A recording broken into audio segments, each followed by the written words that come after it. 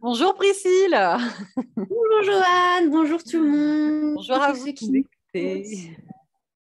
Voilà, J'ai c'est parti. énormément de plaisir à te recevoir aujourd'hui parce que tu as un parcours qui est d'une richesse incroyable, dont tu as fait quelque chose qui est tellement unique et tellement ta patte que moi, ça m'inspire vraiment beaucoup d'en savoir plus à ce sujet et puis de partager tout ça avec toi. Et puis, je pense C'est que je ne vais pas être super. la seule à être super intéressée. Je pense que vous allez kiffer cette interview. Qui suis-je? C'est ça la question? Bah, par exemple, on peut commencer comme ça. Qui es-tu? Si on te demande qu'est-ce que tu fais dans la vie aujourd'hui, comment tu répondrais? Alors, tu n'es pas obligé de répondre juste en un mot ou en deux. Alors Qu'est-ce que bon, tu c'est une dirais? vaste question puisque moi, depuis le lycée, je me suis toujours dit c'est horrible cette question, qu'est-ce que tu veux faire après le bac? Qu'est-ce que tu veux faire dans la vie? Parce que les gens s'attendent à ce que tu leur dises une phrase courte avec un mot en fait. Et je m'ai toujours trouvé ça abominable. Mon Dieu, comment je peux résumer ma vie derrière un mot? C'est affreux. J'ai envie de tout vivre, j'ai envie d'explorer le monde entier. On va tous mourir, alors avant de mourir, je veux tout connaître, tout expérimenter. J'ai toujours été une âme passionnée. Et du coup, j'ai décidé de vivre cette passion, cet enthousiasme pour la vie. Et aujourd'hui, à 30 ans, je fais énormément de choses selon les aspirations de mon cœur. Donc, j'ai plein de métiers. Je suis coach en développement personnel, psychothérapeute. Donc, en gros, je travaille dans le bonheur. J'aide les gens à être plus heureux grâce à plein de compétences que j'ai en psychologie, en neurosciences appliquées, en coaching. Et grâce aussi à mon témoignage de vie, puisque j'ai une vie assez inspirante, puisque je me suis autorisée tout simplement à écouter mon cœur. Et quand on écoute son cœur et qu'on ose vivre ses rêves, dépasser ses peurs, on finit toujours par avoir une vie dingue qui inspire tout le monde, en fait. Tout simplement, le secret, c'est pas d'être un héros, c'est juste d'écouter son cœur. Enfin, en fait, c'est en écoutant son cœur qu'on devient un héros ou une héroïne. Et du coup, voilà, je suis coach psychothérapeute, mais je ne travaille pas que dans le bonheur. J'adore dire aussi, quand les gens me demandent ce que je fais dans la vie, j'adore répondre, je travaille dans la sieste. C'est assez drôle, c'est un oxymore pour les gens, travail, sieste. Mais non, je travaille dans la sieste, je suis spécialiste de la relaxation, de la sieste, du repos, de l'apaisement du cœur. Et en fait, je suis harpiste depuis 24 ans. J'ai commencé toute petite. Voilà, j'ai appris à jouer de la harpe en même temps que j'ai appris à lire, à écrire, à compter.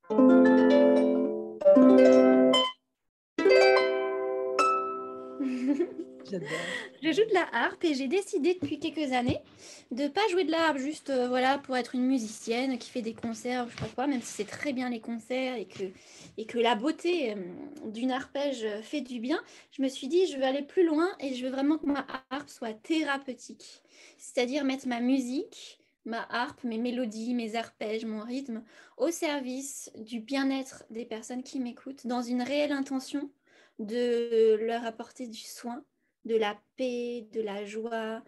Et en fait, je me suis rendu compte, en fait, à force d'accompagner les gens thérapeutiquement en tant que coach, que psychothérapeute.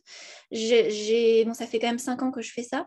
Donc j'avais quand même une frustration d'être allée un peu au bout des techniques et des méthodes que j'avais étudiées. Et c'était des techniques et des méthodes qui sont assez récentes, qui viennent des thérapies brèves, des dernières découvertes en neurosciences. Donc c'est vrai qu'elles ont une certaine efficacité.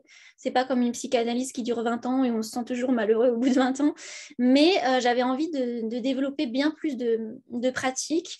En fait, j'ai un grand désir de faire toujours plus de bien à mes clients. Et à chaque fois, je me pose la question, qu'est-ce que je peux faire pour lui faire encore plus de bien à cette personne, pour qu'elle puisse s'épanouir encore plus dans sa vie. Et tout d'un coup, j'ai fait le lien entre ma harpe et la thérapie. Et j'ai étudié la musicothérapie. Et voilà, donc je suis musicothérapeute, harpe thérapeute même. Et aujourd'hui, j'anime des méditations de pleine conscience à la harpe. J'anime des séances de yoga à la harpe, aussi du yoga nidra. Donc le yoga nidra, c'est le yoga de la relaxation, un yoga qui se fait allonger. Parce que Ok. contrairement à mon frère, il n'y a pas forcément besoin de faire de la gym et des acrobaties et des postures bizarres pour faire du yoga. Il y a différents types de yoga, il y a du yoga allongé. Et aussi des massages accompagnés à la harpe. Ça, c'est assez génial, en partenariat avec des massothérapeutes qui massent pendant que je joue. Et je fais aussi des séances de musicothérapie pure où la personne est là, elle écoute et je joue en fonction de ce que je veux lui faire ressentir. Donc, soit dans un but de l'aider à lâcher prise, à faire un deuil, dans le but parfois de lui apporter une consolation, une relaxation, un apaisement, ou parfois dans le but plutôt de l'amener vers de la joie, de la gaieté, de la danse, de la chanson, lui transmettre un élan, un enthousiasme. Voilà, enfin... Comment ça se passe, une séance de musicothérapie comme ça? Est-ce que la personne vient te voir en disant: «J'ai ce besoin, spécifique Oui. de, traverser un deuil, par exemple, ou de me sentir plus en joie?» Ou Mhm. est-ce qu'il y a des enfin, quels sont les types de pourquoi Ouais. est-ce qu'une personne te contacte en général? Qu'est-ce que Alors en général, c'est parce qu'elle m'a entendu jouer de l'harpe sur les réseaux sociaux et qu'elle a ressenti un émerveillement et qu'elle a envie de mettre un peu de rêve, de merveille, d'enchantement dans sa vie. Souvent, ce sont des personnes qui en ont assez de la routine, de leur quotidien. Souvent, ce sont des Parisiens épuisés par le métro boulot dodo qui se sentent dans une grisaille, une morosité et qui voudraient retrouver l'amusement, la gaieté et la simplicité, la légèreté de leur enfance. Qui voudraient ressentir une paix. Ils ont l'impression qu'on peut vivre cette paix que quand on ne travaille pas et qu'on peut faire la sieste dans un champ fleuri. Et en fait, oui, on peut faire la sieste dans un champ fleuri même quand on est un Parisien qui travaille. Et c'est ce que j'offre aux gens, comme une bulle de bonheur, de beauté. Puis j'utilise beaucoup la puissance de l'imagination parce que je dis des phrases relaxantes à la harpe qui les amènent à imaginer et à ressentir finalement le même bienfait, le même bien-être que s'ils étaient allongés dans un champ de coquelicots, par la puissance des arpèges et des mots. Voilà. Alors souvent les séances de musicothérapie, concrètement, j'ai un bureau à Paris dans le 7e arrondissement, près de la Tour Eiffel, qui est plus un salon cosy qu'un bureau. D'ailleurs, j'ai horreur des bureaux. Donc il n'y a pas de bureau dans le bureau. Il y a plutôt des jolis fauteuils, etc. Et souvent, au début, j'accueille la personne, on fait connaissance tout simplement. Et je lui pose des questions, un peu comme dans une psychothérapie ou un coaching, pour mieux la connaître, mieux savoir où elle en est, quelles sont ses souffrances, ses problématiques, quels sont ses rêves, ses aspirations, qu'est-ce qu'elle attend de moi, de la harpe, dans l'idéal, si tout était possible, qu'est-ce qui pourrait lui faire dire en sortant de la séance de musicothérapie que ça a été merveilleux. Il faudrait qu'elle ait ressenti quoi, qu'elle ait pu imaginer quoi, qu'elle ait pu se libérer de quoi, qu'elle ait pu faire naître quoi dans son esprit, dans son cœur, dans sa tête, que ça lui ouvre quel chemin, parce que c'est pas un chemin qui mène vers quoi, parce que c'est tout ça, la harpe, ça ouvre des chemins dans la tête, dans le cœur. Et donc ensuite, en fonction de ce que j'ai compris, de ce qu'elle ressent, de ce qu'elle désire, je joue de la harpe en improvisation. Okay. C'est-à-dire que j'abandonne les partitions. Là, j'ai des partitions compliquées.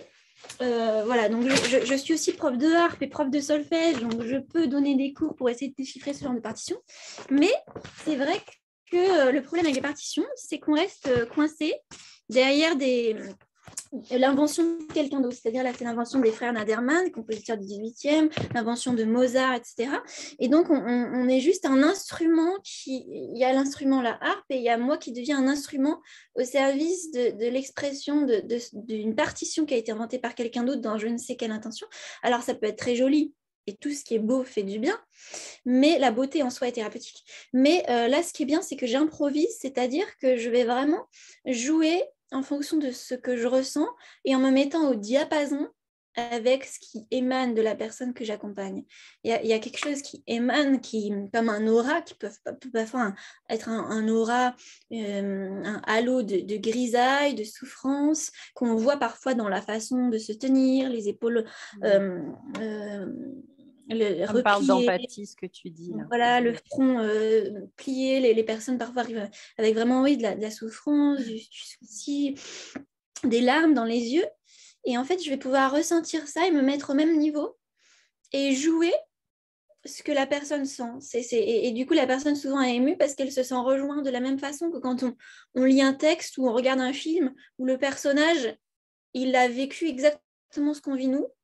Et ça nous touche incroyablement, où l'auteur, il a écrit juste le texte, il a su exprimer l'émotion de la personne. Et là, ou même un YouTuber qui parle d'un cas qu'on vit, on ne savait pas qu'il y avait d'autres gens qui vivaient la même chose que nous. Et avec ma je vais jouer une mélodie qui va rejoindre la personne et qui va l'aider en fait à faire sortir ce qu'elle ressent, à se sentir comprise, écoutée et aussi à l'unir à toute l'humanité qui vit la même chose qu'elle. Parce que quand on est dans la détresse, quand on se sent seul, quand on se sent dans la morosité, la nuit, en fait, on se sent seul souvent, mais finalement, il y a une part immense de l'humanité qui vit la même chose que nous, qui ressent la même chose que nous. Et c'est pour ça que les poèmes, par exemple, sont très puissants, parce qu'ils nous rejoignent dans les profondeurs de notre être et ils nous aident à nous unir, nous sentir unis en communion avec le poète parce qu'il ressent la même chose que nous, il vit la même chose que nous, il passe par le même endroit, même si c'est pas un poète qui a vécu il y a 3000 ans. Et ben on se dit tiens c'est fou, il y a des humains qui il y a 3000 ans vivaient ce que je vis, qui sont passés par là, donc je ne suis pas seule, il y a des gens qui me comprennent et finalement ce que je vis c'est pas si catastrophique, horrible, injuste, il y a une foule de gens qui vivent ça, qui peut-être s'en sont sortis et le fait d'être unis à toute cette foule de gens ça donne sens, cette expérience de communion et on a envie aussi de se battre pour tous ceux qui se battent en même temps que nous. Et donc, ça donne de l'espérance. Et cette espérance est comme une petite lumière dans la nuit qui permet d'y voir plus clair et d'avancer. Et donc, je me mets au diapason de ce que ressent la personne. Et ensuite, je fais évoluer ma musique de façon à lui faire ressentir autre chose. Par exemple, je commence très lentement avec des mélodies assez tristes pour que la personne se sente rejointe si elle est triste. Et ensuite, je vais accélérer un peu le rythme, faire des rythmes un peu plus sautillants. Voilà, j'accélère le tempo, je fais des rythmes un peu plus sautillants, des accords un peu plus joyeux, un peu plus légers. Et la personne, comme je l'ai rejoint dans sa souffrance, elle va se sentir entraînée par moi. Alors que si elle entendait une musique joyeuse comme ça, elle aurait tendance à se fermer à cette joie en se sentant en trop grand décalage. Alors que si je la rejoins d'abord et ensuite je l'entraîne, c'est exactement comme dans beaucoup de mythes, parce que je suis passionnée par toutes les mythologies et les spiritualités du monde entier, et par la poésie. D'ailleurs, je suis poétesse aussi dans divers restaurants de Paris. Et je crois que tu accompagnes de temps en temps certaines poésies à l'harpe. Tu m'avais Voilà, dit. exactement. J'accompagne à la harpe des poètes qui déclament des vers sur scène, et parfois je déclame moi-même des poèmes à la harpe en impro. J'improvise des accords qui sont en harmonie avec les mots du poème, avec l'émotion du poème. Du coup, j'ai perdu le fil parce que j'ai fait une parenthèse sur la poésie. Ah oui, je disais que je suis passionnée par les mythologies, qu'il y a des mythes qui expliquent ça, le fait de rejoindre la personne dans sa souffrance et ensuite de l'entraîner. Ça me fait penser à Orphée. Orphée qui descend aux enfers rejoindre Eurydice. Il pourrait rester sur le mont Olympe, dans le paradis, sur les nuages et dire hey, viens. Non, il a rejoint un enfer, il lui joue de la harpe. D'ailleurs, on pourrait dire que Orphée est un peu le saint patron des harpistes et des musicothérapeutes. Je ne savais pas ça. Orphée joue de la harpe, enfin une petite harpe qui est plus une lyre qu'une harpe, mais c'est la même famille d'instruments. Et c'est un poète aussi, poète et harpiste. Et la musicothérapie aujourd'hui peut donner l'impression de faire partie des méthodes un peu perchées, un peu ésotériques, un peu pas scientifiques du tout, de thérapeutes un peu bizarres qui inventent ces méthodes à sa sauce, mais pas du tout. La musicothérapie, c'est pas une mode actuelle. C'est depuis toujours, en fait, la musique a toujours une visée thérapeutique. Même il y a des millénaires, je pense, les hommes préhistoriques autour du feu, ils jouaient du tambour, ils tapaient dans les mains, ils dansaient, et tout ça avait une visée thérapeutique, quelque chose de cathartique, un besoin exprimer des choses qui ne sont pas exprimables avec ouais. les mots. J'entends ça dans Et ce puis que avec tu le dis. tambour, on battait et avec les claquements de mains en même temps que le rythme du cœur pour se mettre au diapason. Et puis autour du feu, la tribu elle se sent unifiée en communion par la musique. C'est comme ça que tous les corps se mettent à danser en même temps. Voilà, donc la Il y a musique beaucoup de peuples premiers dans lesquels cette symbolique est présente. Ouais. Voilà, depuis toujours, la musique a quelque chose de thérapeutique, c'est évident. Maintenant, il ne suffit pas de savoir jouer d'un instrument pour savoir soigner avec son instrument. Alors, j'avoue que Toi, tu mes l'utilises études... vraiment pour soigner. Voilà. Ton Ouais. objectif, c'est vraiment de soigner ou ton objectif, ça peut être, tu vois, tout à l'heure, par exemple, tu me parlais d'accompagner des séances de yoga ou de yoga nidra à l'art ou de faire des méditations. À ce moment-là, ton objectif, il va être peut-être différent ou bien tu vas Quand je suis construire en cette chose groupe, de la même façon? effectivement, je ne soigne pas quelqu'un en particulier. Je ne connais pas forcément les personnes qui sont en face de moi, mais je joue dans l'intention de diffuser une paix, une quiétude dans les cœurs. Et à chaque note, je me concentre pour essayer déjà que ce soit harmonieux. Enfin, parfois, non, c'est dissonant pour me mettre justement en harmonie avec la dissonance du poème ou la dissonance de l'émotion ressentie autour. Mais je joue toujours dans une intention très précise de faire du bien et d'entraîner les personnes vers de la paix ou de la joie. Et par exemple, dans une séance de yoga ou de méditation, mon rôle, c'est d'être une créatrice d'ambiance en fait.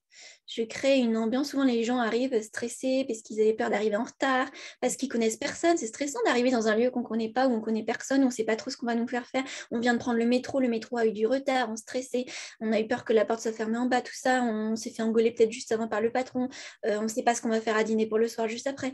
Enfin, il y a plein de choses.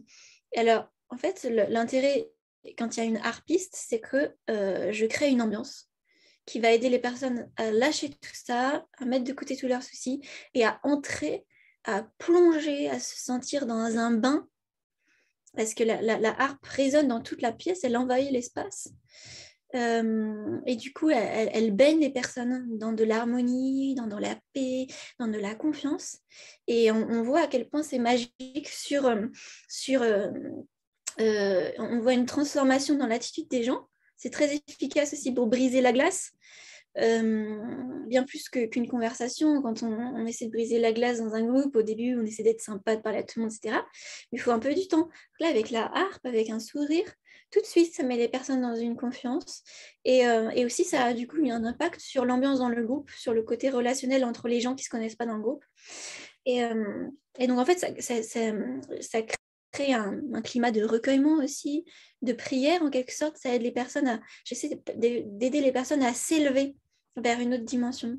Enfin, d'un certain côté, à rentrer dans les profondeurs d'eux-mêmes et en même temps de les élever vers une autre dimension, d'être édifiante par ma musique, par mes mots, par mon chant, parce que parfois je chante aussi. Voilà, pour leur faire vivre une expérience intense. Quand je t'entends parler tout ça, alors moi je triche parce que je connais un tout petit peu des morceaux de ton histoire qui est très riche et pleine de rebondissements. Ta harpe semble beaucoup apporter. Il y a beaucoup de qualités que tu retrouves dans le fait de jouer. Est-ce que ça a été dans ton parcours un élément qui à un moment t'a soutenu? Tu as été beaucoup baroudeuse, beaucoup globe-trotteuse pendant longtemps. Est-ce que tu as toujours eu, parce que je sais qu'il y a une deuxième harpe plus grande là que je vois cachée derrière toi, ça c'est le petit modèle. La grande va être difficile à transporter, je crois, la petite ça passe, mais la grande va être plus difficile à transporter. Est-ce que tu as toujours eu ta harpe avec toi? Est-ce qu'il y a eu des moments où justement, toi, ça t'a aussi apporté ou soutenu ou au contraire, juste, je suis pleine de joie, j'ai envie de le partager. Est-ce qu'il y a eu des moments comme ça pour toi aussi? Alors, donc moi, ça fait 24 ans que je joue de la harpe, donc il y a eu plein de périodes très très différentes. C'est comme une relation entre moi et la harpe, comme une amitié, où il y a des périodes les plus proches, des périodes moins proches. En tout cas, la harpe, quand je ne l'ai pas avec moi, elle me manque. Quand je la revois, je jubile. Donc il y a vraiment quelque chose de fort. Et là, ça a toujours été quelque chose d'un peu mystique, assez spirituel, très profond pour moi. C'était pas juste une activité. C'est pas juste l'activité du mercredi après-midi, juste comme ça, pour se divertir. Ça a toujours été très fort. En fait, j'ai eu un coup de foudre pour la harpe à 6 ans. J'ai entendu jouer une harpiste. Et quand elle a joué, je me suis sentie transportée dans un autre monde. J'étais dans une salle de classe avec plein d'autres élèves. Et quand je l'ai entendue, j'étais plus là. J'ai vécu cette expérience d'être ailleurs, un vrai transport. Et j'ai eu une image à ce moment-là, comme une visualisation très précise. Je me suis vue comme une vision. Je me suis vue dans un champ de coquelicots, justement. Et moi, j'ai toujours aimé les coquelicots. Pour moi, le coquelicot, c'est une fleur qui est très frêle d'un certain côté. Ses pétales sont fripés. C'est pas aussi... Peut-être ça donne l'impression d'être moins subtil et moins noble qu'une rose. Mais en fait, ça m'a toujours beaucoup plus touchée. D'abord, ce rouge vif. Et ce que j'aime aussi chez Donc chez les coquelicots, c'est qu'ils sont tellement frêles quand il y a du vent, on voit le pétale frémir dans le vent. Et moi, je suis quelqu'un qui frémit facilement, qui est très émotive, très sensible. Et je me laisse souvent emporter par le vent. Et un simple mouvement de mes cheveux par le vent, ça me donne de la joie. Et le coquelicot, il est comme ça aussi. Et surtout, ce que j'aime dans le coquelicot, c'est qu'il est capable de fleurir et de pousser n'importe où. Ça peut être sur un vieux parking abandonné, comme dans un champ sublime. Et moi, c'est ce que j'essaie dans ma vie, de fleurir chaque jour, indépendamment des circonstances. Voilà, donc c'est pour ça que le coquelicot m'inspire. Et justement, c'est marrant, je me suis vue dans un champ de coquelicots quand j'ai entendu cette harpiste, au point que quand je suis rentrée chez moi, j'ai appelé ma grand-mère, j'ai appelé ma tante, j'ai appelé toute la famille pour dire oh, c'était comme un chant de coquelicot. Et les gens ne comprenaient pas que je faisais des métaphores et des comparaisons. Et ils me disaient mais comment ça, un chant de coquelicot, de quoi tu parles?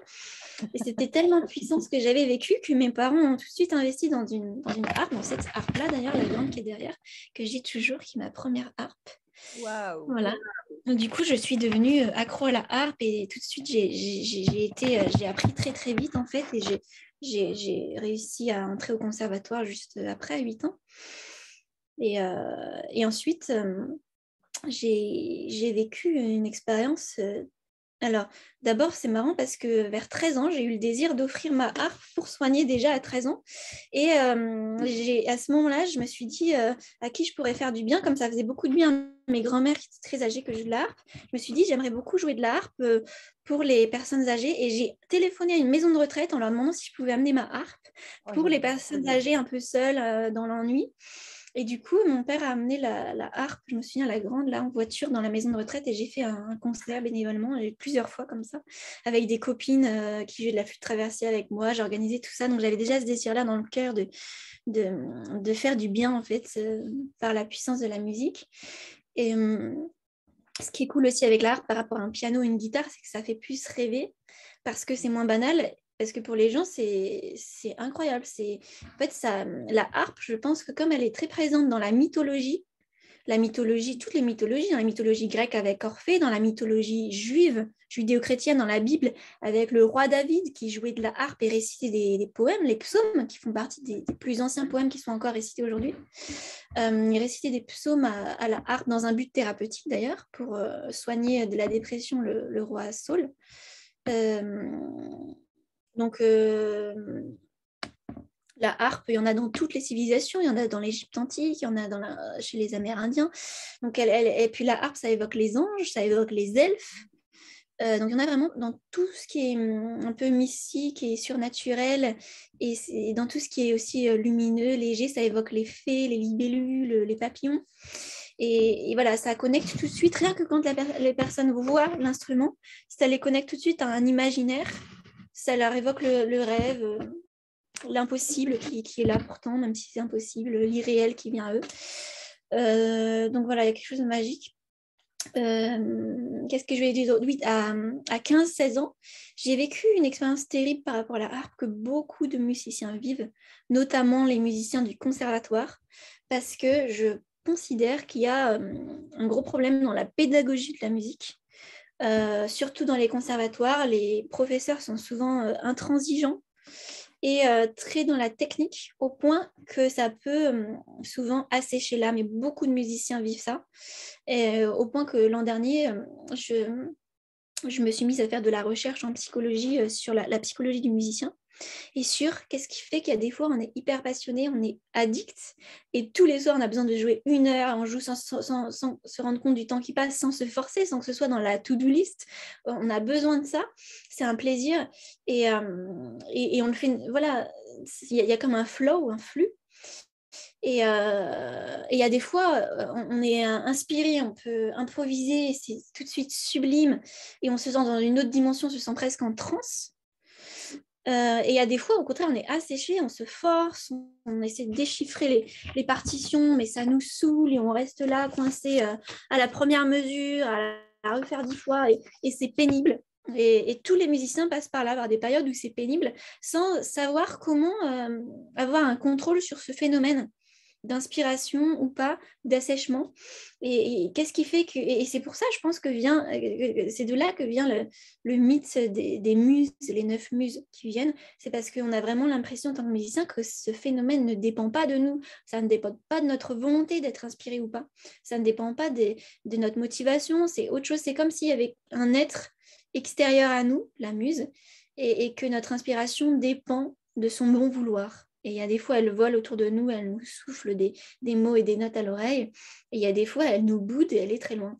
Et j'ai voulu expliquer scientifiquement ce phénomène de la muse. Donc, j'ai fait pas mal de recherches dans la littérature scientifique. Il y a aussi des entretiens de recherche auprès de divers musiciens, des musiciens du conservatoire qui trouvent ça pénible, et des musiciens, notamment des musiciens du Maroc, qui ont l'habitude de jouer dans le but d'induire des transes dans les gens qui sont autour, donc des profils très différents. Et c'était très intéressant. Ça m'a beaucoup éclairée. Et je continue d'ailleurs, je propose des coachings de musiciens pour ça. J'aide des musiciens du conservatoire à lâcher les partitions pour se connecter à leur cœur. Parce que souvent, il y a eu une rupture au conservatoire entre le savoir technique et le cœur, l'émotion. Et du coup, la harpe... Revenir à l'émotion première, à l'intuition première. Oui, elle n'est plus l'expression de l'âme. Alors pour moi, la musique, pour moi, l'art en général, ça peut être aussi pour le dessin, pour la danse, il faut que ce soit l'expression de quelque chose que j'ai tout au fond de moi et que j'exprime par un mouvement, dans le cas de la danse, par des couleurs, par des mélodies. Et il faut que ce soit moi tout craché qui s'exprime dans la musique et que je ne sois plus l'esclave d'une partition. Est-ce que c'est ça qui t'a donné envie de quitter le conservatoire? Parce que tu as quand même fait un long parcours et pourtant tu n'es pas devenue musicienne d'orchestre. Au bout de 10 ans et ça a déçu beaucoup de gens parce que voilà, j'aurais pu devenir harpiste à l'opéra, etc. Mais finalement, je me dis, même si l'opéra c'est magnifique et tout ce qui est beau guérit, hein, tout ce qui est beau soigne, finalement, je me dis c'est très bien comme ça parce que ça me rend beaucoup plus sensible à cette problématique. Et aussi, de toute façon, je ne pouvais plus jouer. À 15 ans, j'ai vécu ce qu'on appelle le bore-out du musicien.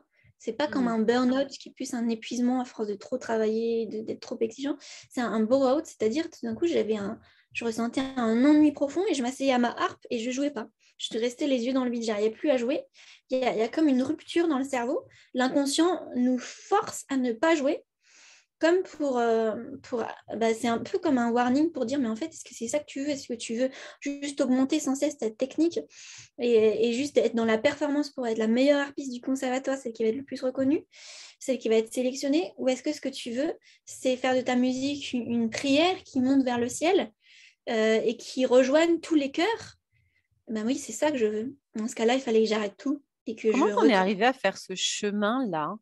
Parce que toi, tu l'as fait en tant que harpiste, mais je crois qu'on est nombreux à s'être posé la question à un moment donné de j'ai la technique, j'aime mon instrument, quel que soit l'instrument, mais je sens que c'est pas ça.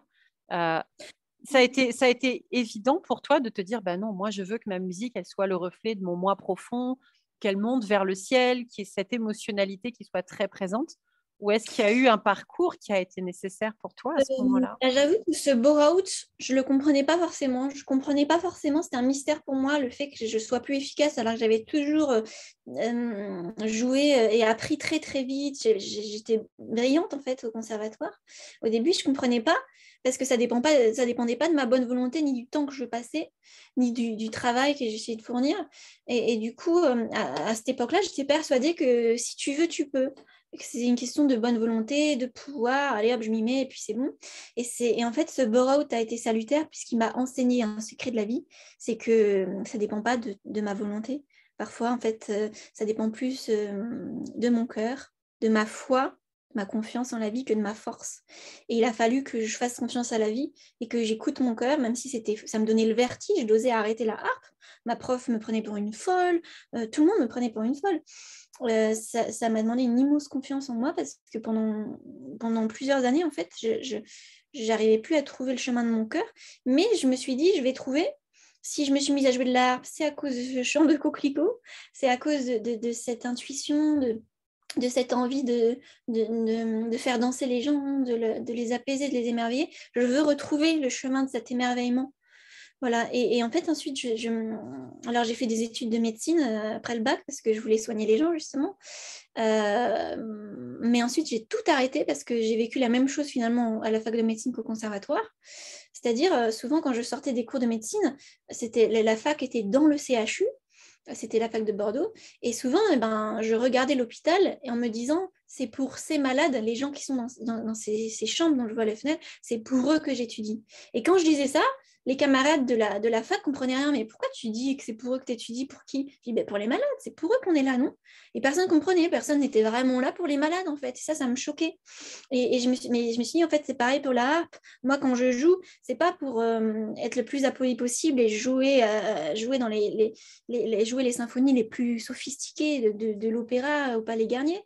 C'est pour les gens, en fait. C'est pour les guérir, pour les soigner, pour les rejoindre par ma musique, pour les aider à s'élever vers d'autres dimensions, pour mettre des fleurs dans leur vie, pour mettre de la lumière, de la finesse, de la délicatesse.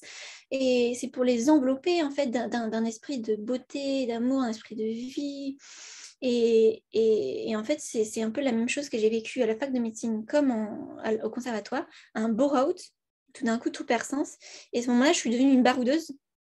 C'est-à-dire, j'ai tout plaqué, alors que j'avais quand même réussi le concours qui est super dur, mais je m'en fichais complètement.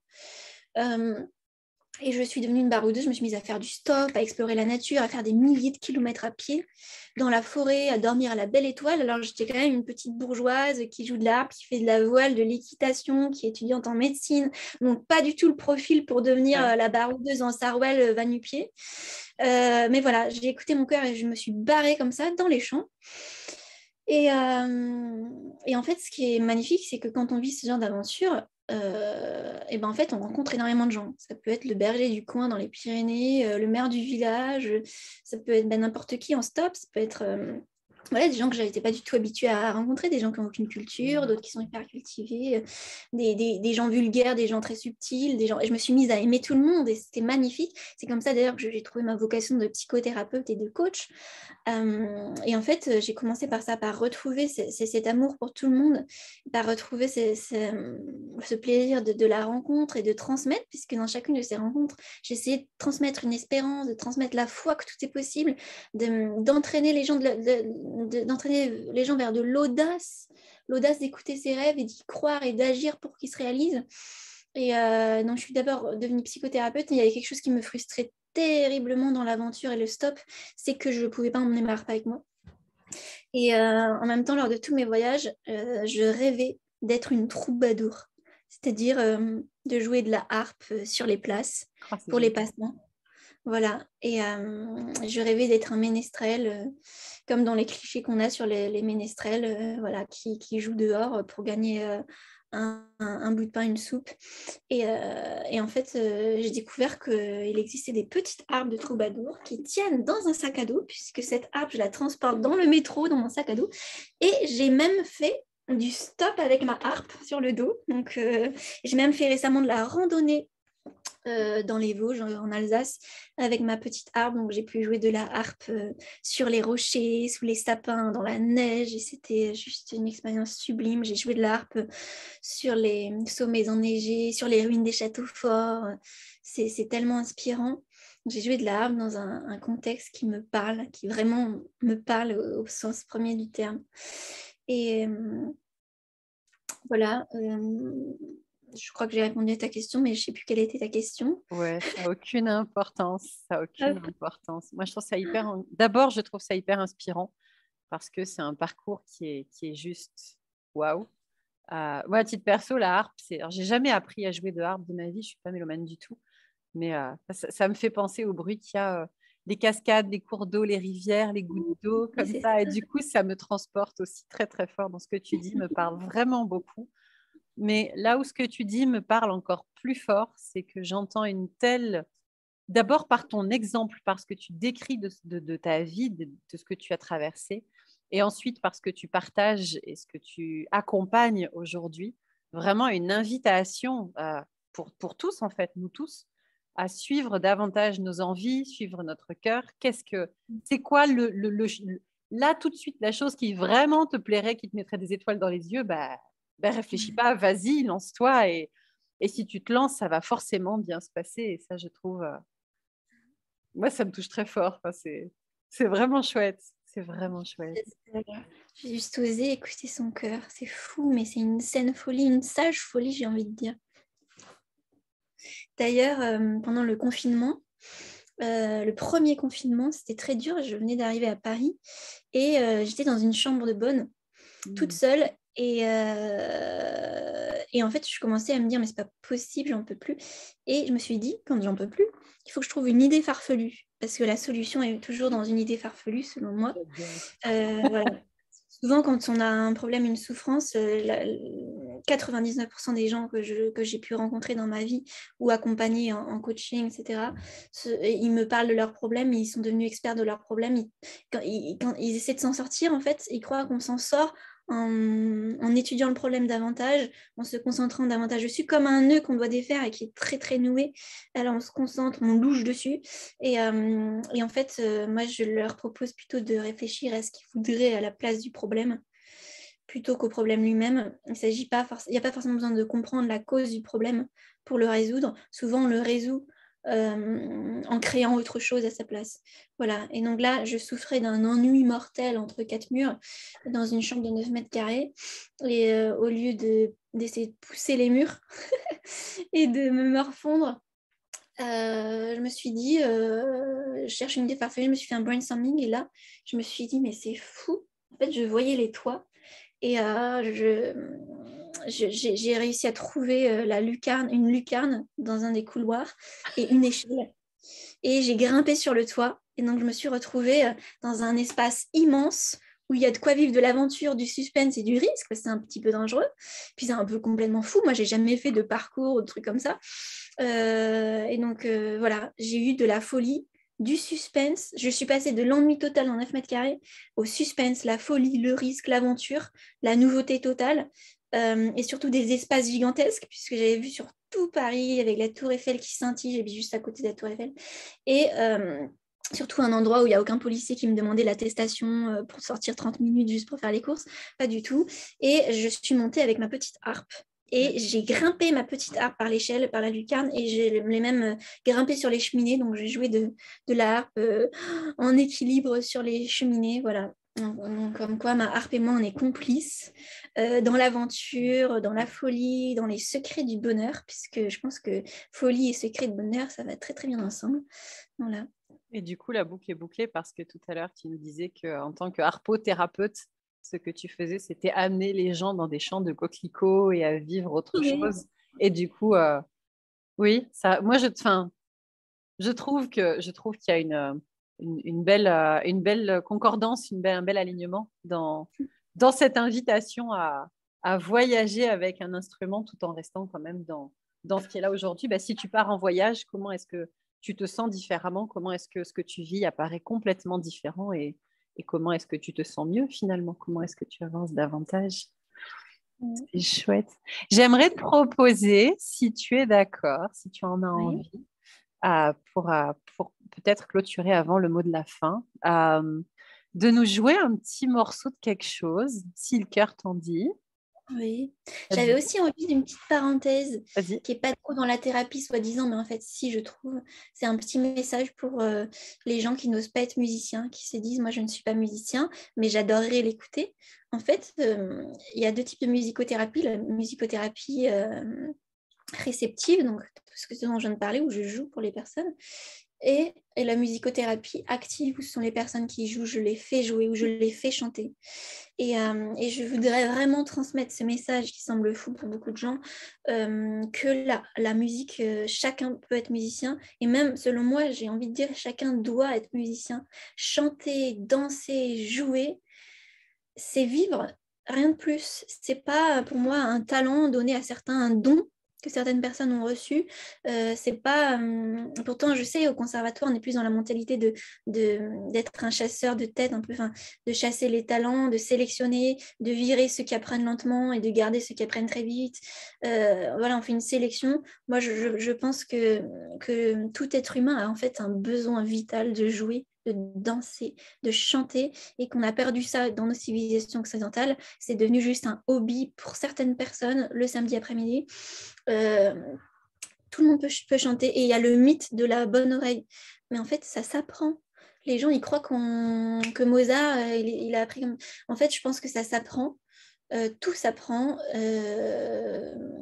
Je souhaite à tout le monde d'apprendre ça. Et je voulais dire qu'en tant que prof de harpe et de solfège et de musique, je coach les gens pour les aider à se libérer de leurs croyances limitantes sur « ouais, mais moi, j'ai jamais été musicienne, dans ma famille, il n'y avait pas de musicien, moi, on m'a toujours dit que j'avais pas l'oreille, moi, on m'a toujours dit que je chantais faux.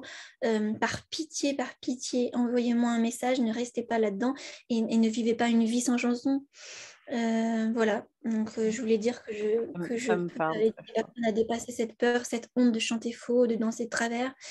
Et là, Le d'ailleurs, je suis premier aussi... exemple qui me vient quand je t'entends dire ça, c'est les peuples premiers, certaines voix chamaniques où ils te disent que le tambour, ton cœur qui bat, c'est déjà un rythme et c'est déjà un tambour. Et Ah, c'est j'ai frotté dans une... intrinsèque, on a tout ça à l'intérieur de nous. Certaines méditations, on te dit, écoute Ouais. ton cœur battre.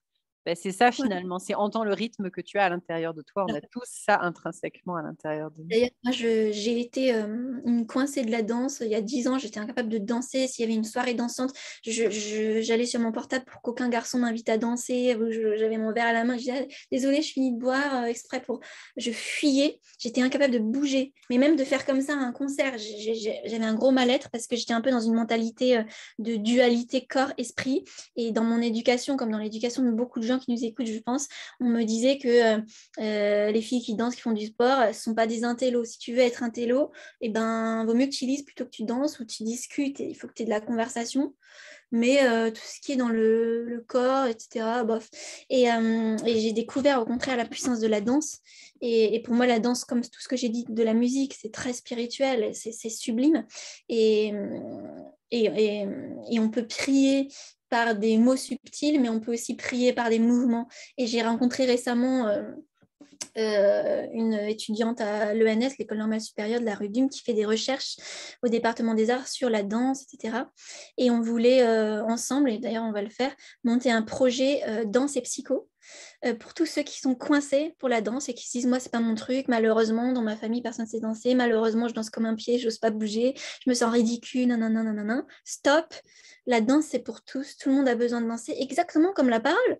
Alors est-ce que les gens disent moi je me tais, je vais pas parler de la soirée parce que c'est pas dans mon don de prendre la parole? Non mais attends, tout le monde parle heureusement. Il y a des timides à qui ça arrive.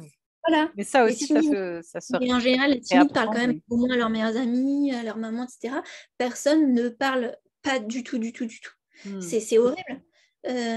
Voilà, alors oui, il y a peut-être des gens qui n'ont pas envie d'être comédiens et de prendre la parole en public devant 1000 personnes, mais tout le monde a besoin de s'exprimer. C'est pareil pour la danse et le chant, c'est pour tout le monde et la musique.